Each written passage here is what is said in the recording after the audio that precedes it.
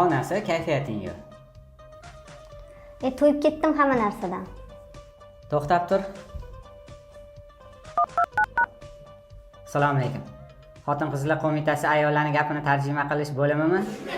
Bitta xodiminglardan jo'natib yuboringlar. Gapir endi onasi. 14 yildan beri bitta narsa. Bolalarga qara, ovqat tayyorla, kirlarni yuv, uylarni yig'ishtir. Mana bundoq odamga o'xshab yashaymanmi o'zi? Anchadan beri narsa olib bermadingiz. O'shanga xafaman. Zo'r ko'ylak ko'rdim. Olib berasizmi?